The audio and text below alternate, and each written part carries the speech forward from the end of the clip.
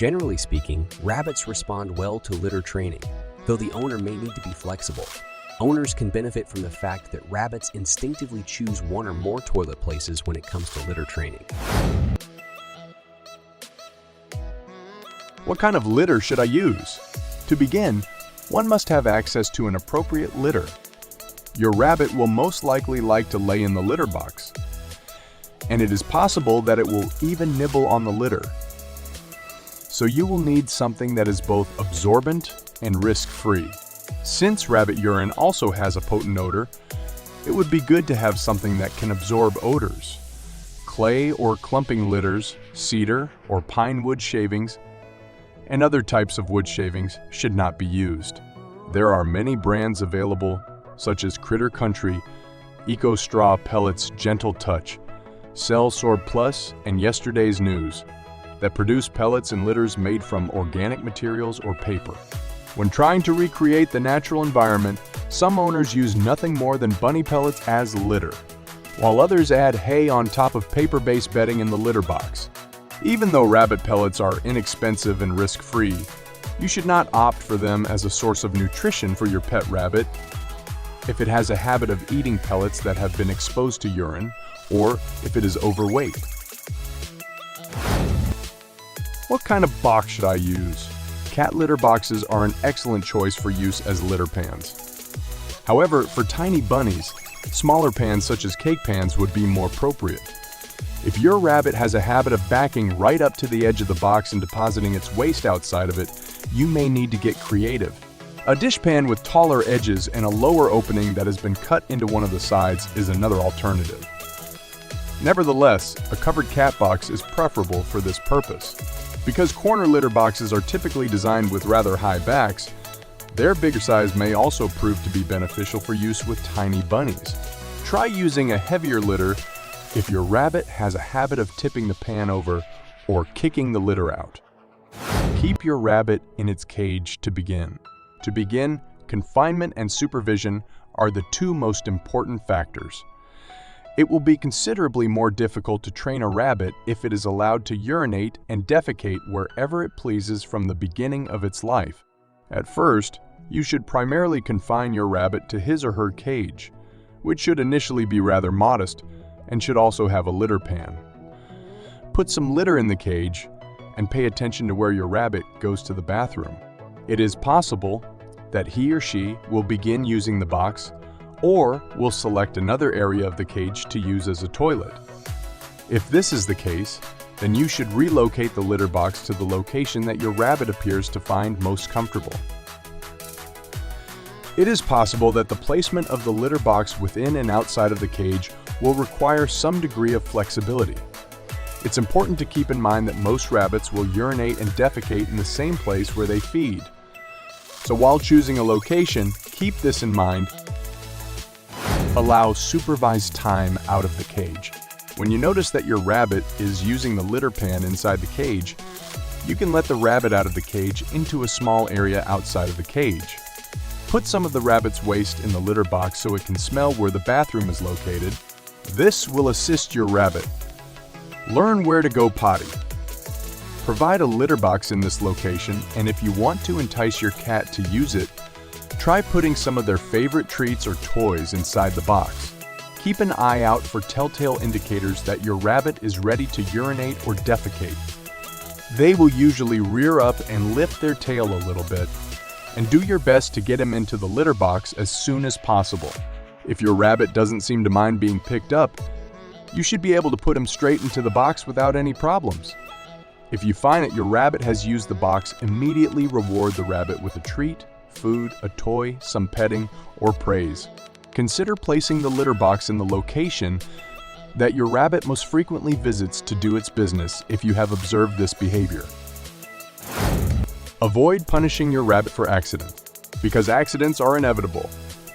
There is no place for punishment in the teaching of a rabbit. Your rabbit will not be able to make the connection between being physically punished and eliminating in places other than the litter box at any point in time. If you catch your rabbit in the act of eliminating elsewhere, you should quickly transfer him or her to the litter box in a calm and gentle manner. However, if you do not really catch your rabbit while it is urinating or defecating, it will be too late for your rabbit to make the link between the two. Simply clean up the mess and make sure to keep a closer eye on your rabbit the next time. You can clean the location with diluted vinegar or a pet stain and odor remover that is available for purchase. A visit to the litter box once every 10 minutes while the rabbit is playing can be useful. The most important thing is to get your rabbit to the box before he defecates. Grant more time outside the cage. Your rabbit will most likely establish a preference for using the box over time, at which point you will be able to increase the amount of freedom you allow your rabbit to have. As you give your rabbit access to more room, you might find that you need to provide additional boxes. Rabbits are unlikely to travel far in search of a box, so have plenty of boxes close at hand. Again, if you notice that your rabbit always goes potty in the same spot in the room, you might want to consider installing or relocating a litter box there. You should make an effort to work with what your rabbit naturally wants to do.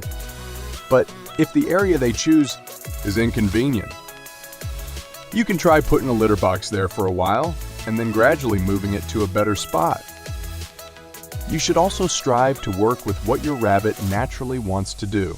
It is possible that putting a bowl of food in the area where you do not want them to go will be effective. Follow the rabbit's lead.